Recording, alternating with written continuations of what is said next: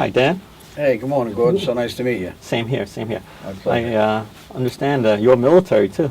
Yes, I am 53 years removed. I'm a Vietnam veteran, yeah. Oh, are you? Yeah.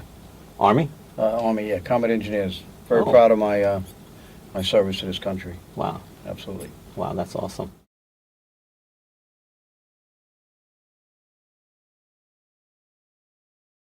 That's awesome. Yeah, I'm military too. I didn't learn the first time, so I had to do it twice. Oh, that's all Yeah. right. I was Army first.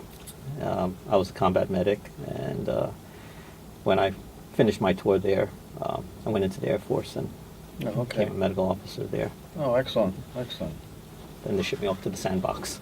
Well, being a medic, that's a tough job. Really Yeah. tough job, you know. It's very fulfilling, though. It's very Yeah, fulfilling. oh, I'm sure it is. Yeah. But as a combat engineer, you were under a heck of a lot of, Yeah, we got hit quite a bit there. I was there for Yeah. the Tet Offensive, which really, 68. prior to that, 8 months that I was there, it was like mortars and whatnot, and they started Tet with the rockets, and they were Mhm. really devastating. But yeah, we got ambushed quite a bit, unfortunately. But Yeah, that proud of was- my service, and I'm not a follower in a lot of respects. Mhm. When you learn what you're doing over there, you learn to take a little bit of a lead, Mhm. only because that's the way I am. I look out for everybody else, you know. So, but I'm grateful that I'm home, and the 58,000 and change are always on my mind and in my heart and in my prayers. Yeah. We lost a lot of people there.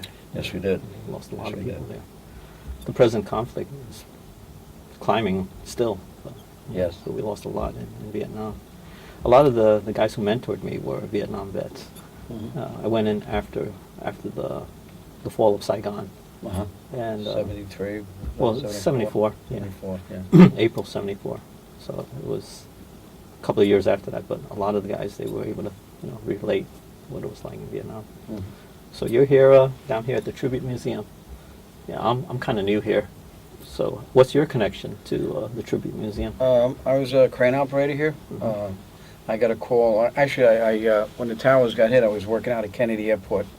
I was a master mechanic. I had that was a $1.3 billion job that I was a foreman of. I had like about 18 different cranes. I had about 16 different sites that I handled. Mhm. But on the morning of 9/11, we got the word that it got hit. And then I left to try and find a room out there, a hotel, but everything was booked. So I sat in a Burger King, had a hamburger I didn't eat, and sat there for several hours until I finally found out that you could make passage through Brooklyn because the highways were all cut down. But I got home in about 6 hours, and the next morning I got a call about 10:30 in the morning from my International Union of Operating Engineers, Local 14. I was needed down here at Ground Zero to putting another crane together. Because there's two crane licenses in the city of New York. One is an A license, you can run up to 200 foot of boom. I happen to have gotten a B license in 1984, which is limited. So all the cranes were being put together down here, were all long boom cranes that Mhm. were on the perimeters to reach in to get the steel. So I had a 300-ton Liebherr crane with 314 foot of boom, which is equivalent to a 31-story building. The heaviest pick I made down here was about 32 ton. But it's got to be one of the toughest jobs I've ever done, one of the most depressing. Because when I got the call at 10:30, my wife asked me about the phone call on September the 12th, and I told her that I'm heading down to Ground Zero. So I left the house about less than 20 minutes. I couldn't get here quick enough. Being a very proud Vietnam veteran, hesitation for me wasn't an option. Mhm. And getting down here, we thought really that we were going to be able to save a lot of people's lives. But after about 8 days, working, me and my partner Kenny worked 2 shifts, 12 hours a day. But after about 7, 8 days, we realized that nobody was coming out of here alive. So then the depression starts in. Then you go back to memories of Vietnam, and the combination of what's going on down here was so unimaginable that depression really set in pretty tough. But I'm a little tough on the edges, you know. I hung in there and did what I could, and just that we couldn't do enough. You know, it's just such a shame. People don't realize it took 7 years to build these buildings. They collapsed in 10 to 11 seconds at roughly a speed of 120 miles an hour. Yeah. Pretty incredible. But I stayed here until about the first week of November, about 8.5 weeks.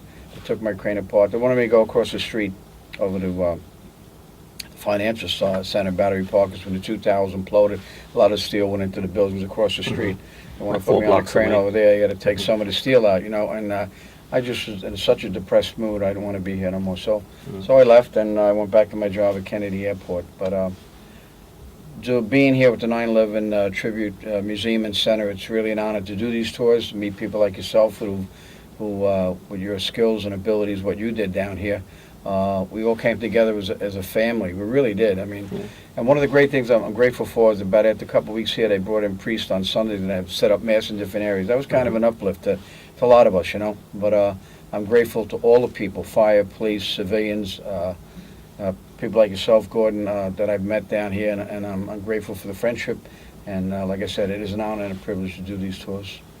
How about yourself, your connection? Well, my connection is I was born and raised here in New York. You know, Chinatown is only, what, 5, 6 blocks away. Mm-hmm. Well, they're long blocks. Yes. There's nothing straight about Very it. long blocks. Very long blocks.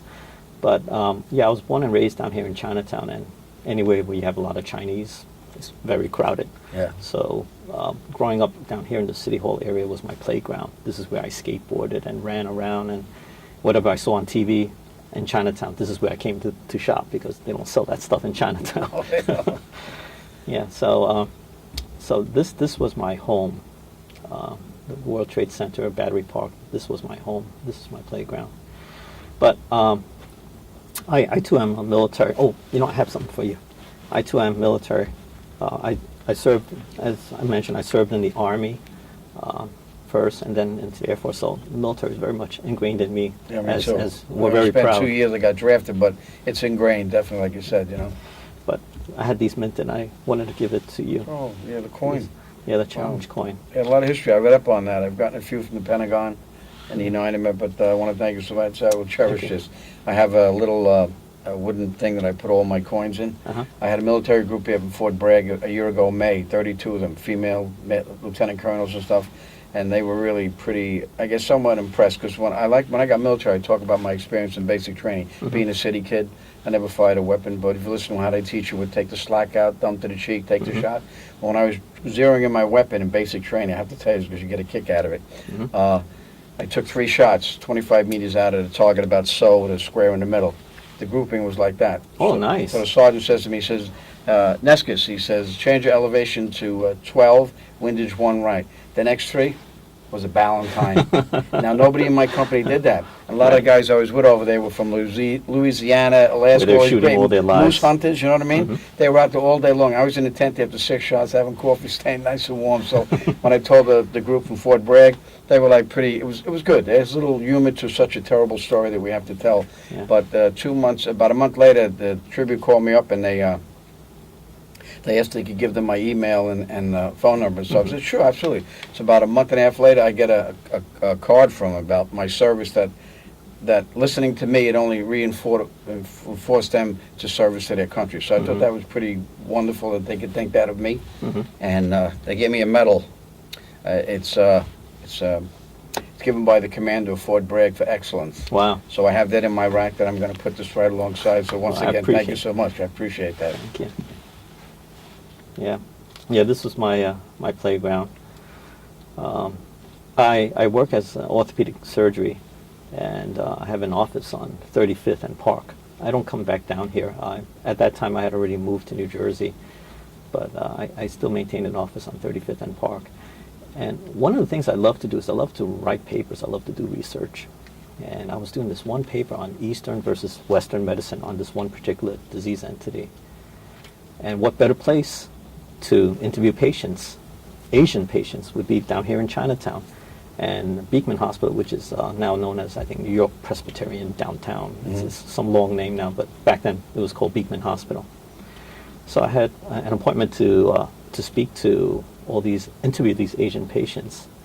And it was a beautiful morning, if you recall, on that Tuesday. It was just not a cloud in the sky. It was blue skies, and I still see everything very clearly.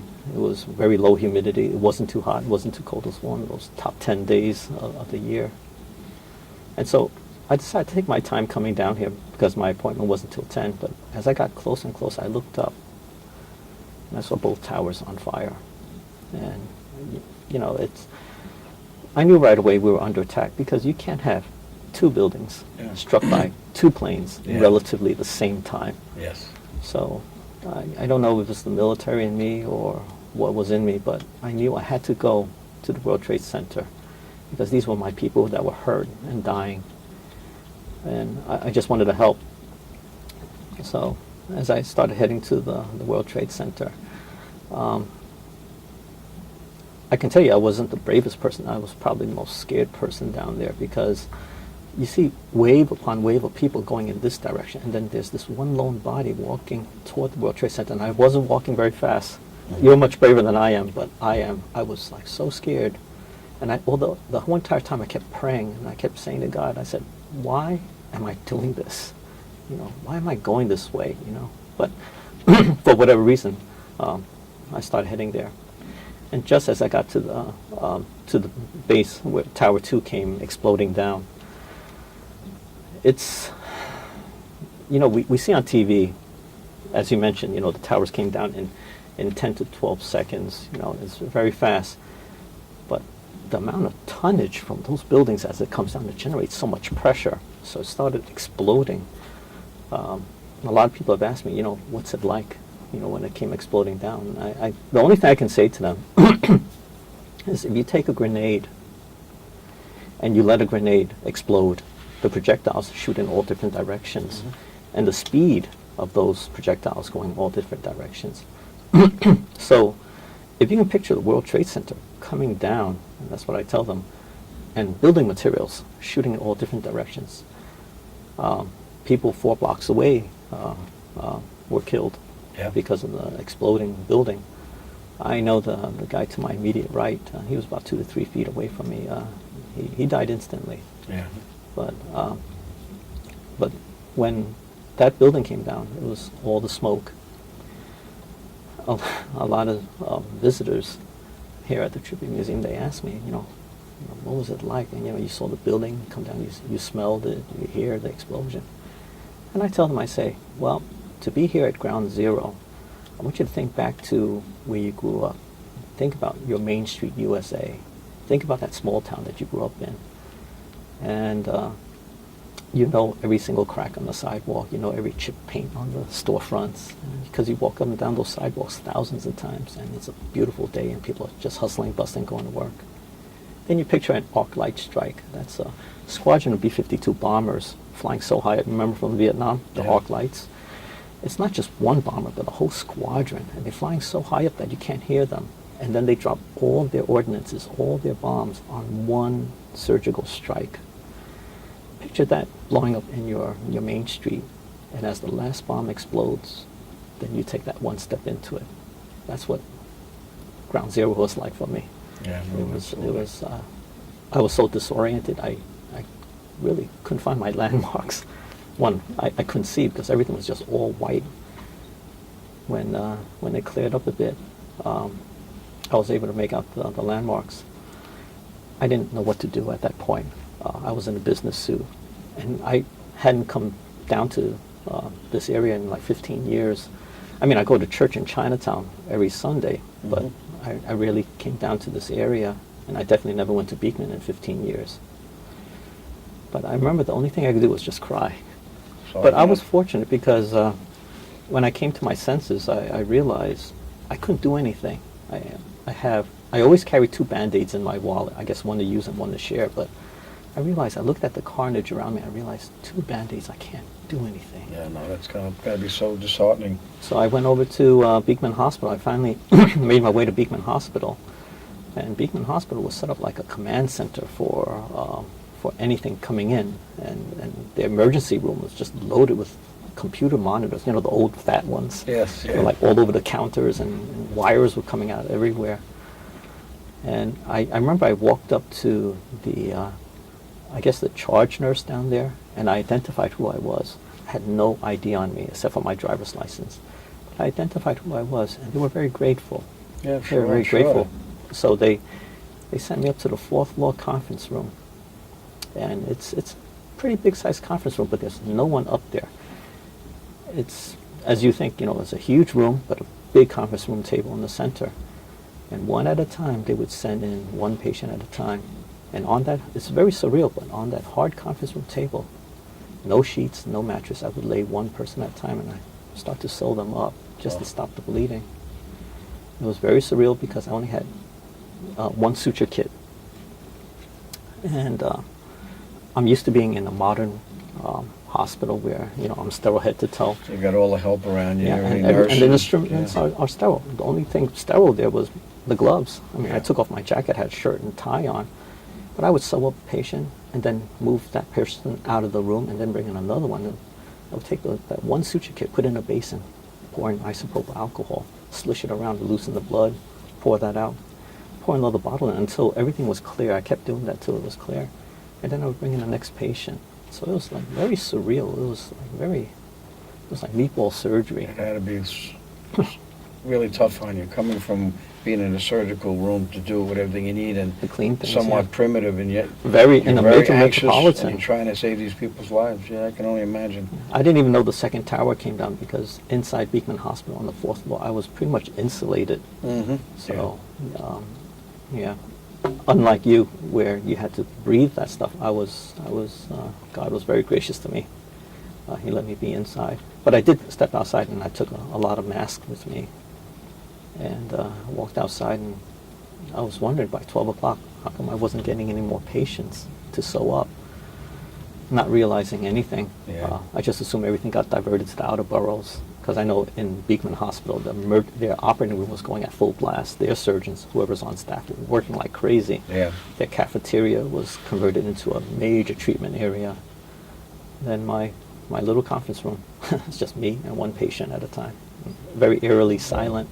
Thank God they had you to do that. So those are people who probably saved their lives or keep them from getting infection and your injuries becoming worse than what they were. So, But I must reiterate, I'm not a hero, though.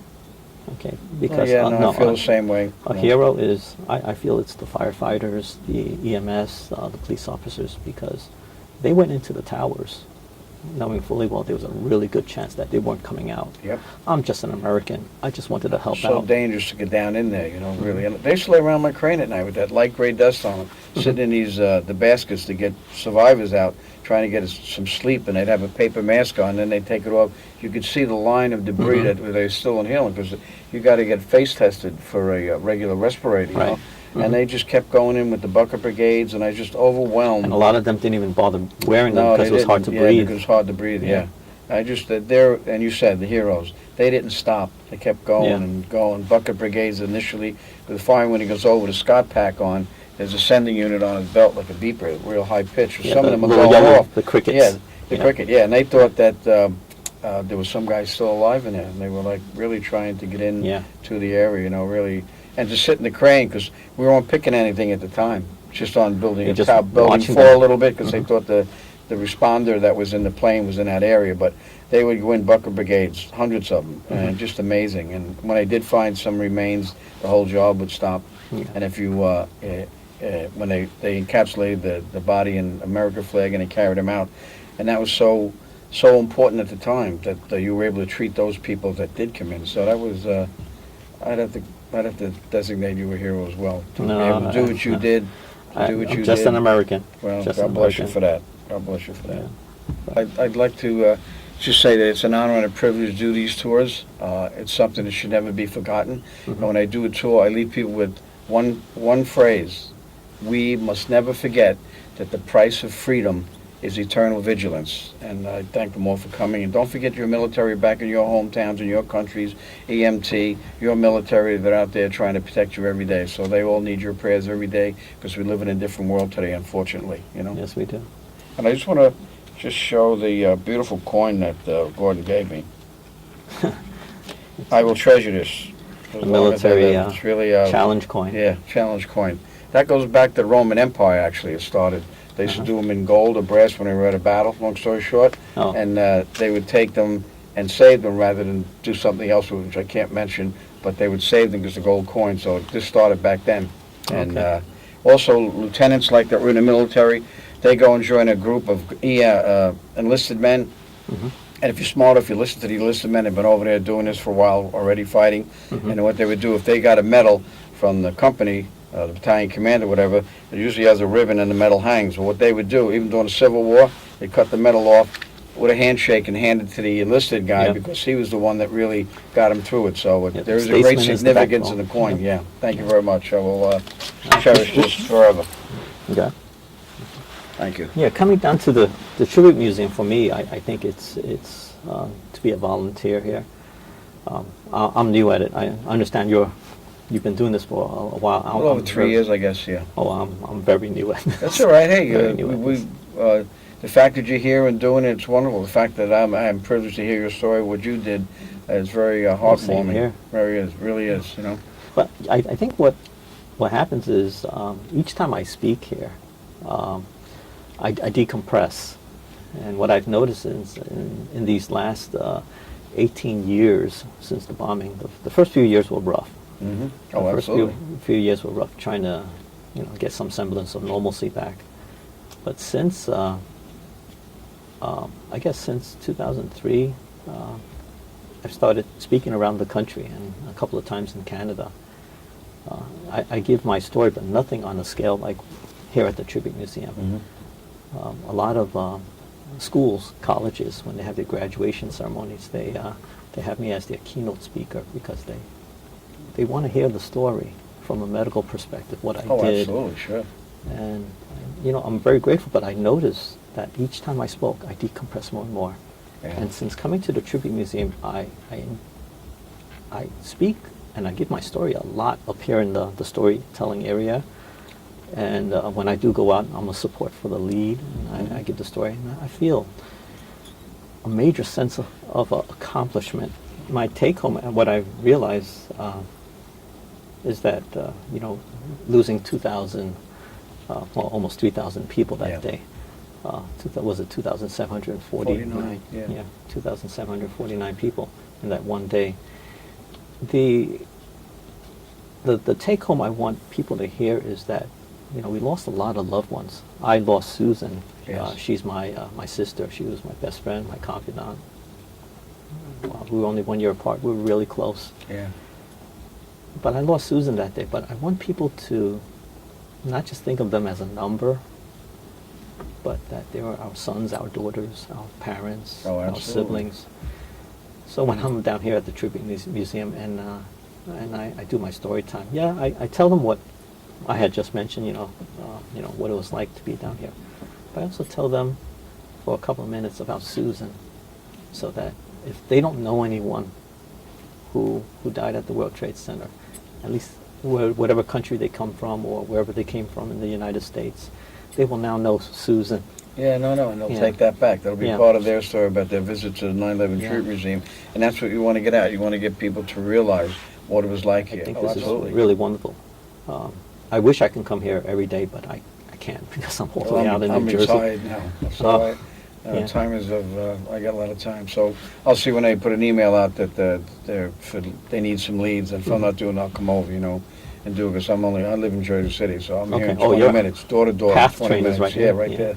Yeah, so it's No, I'm not that it's close. not an inconvenience. No, I can understand that. But the fact that you do it when you can is really it's heartwarming and very beneficial to the 9/11 Tribute Museum. You wanna go first? I'm very grateful to be here. You come home with a very depressed when I first come home.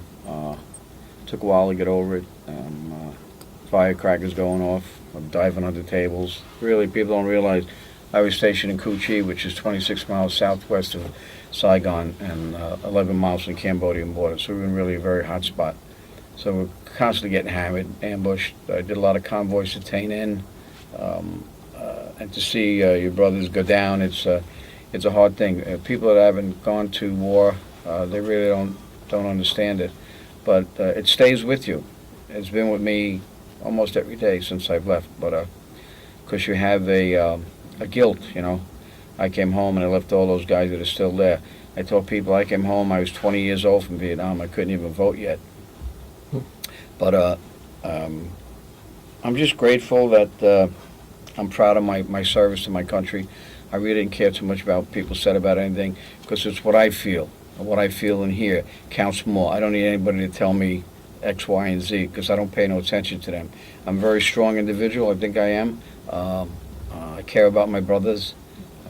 and I've done some things over there that I'm grateful for. I don't want to talk about it, but you find the strength to do things that normally maybe you wouldn't do, but you do it because there were two guys in particular, and I kind of protected them with my flap jacket and stuff, and I'm grateful that we all, the three of us, did come home. But it's people don't, if you don't, like somebody, if you didn't lose anybody on 9/11, there's people out there that really don't get it. And the fact that Gordon tells a story about Susan, and they go home with that, maybe they get a better perspective of what it is to lose someone so close to you. Well, it's the same way with the military. It's I'm just grateful to be home.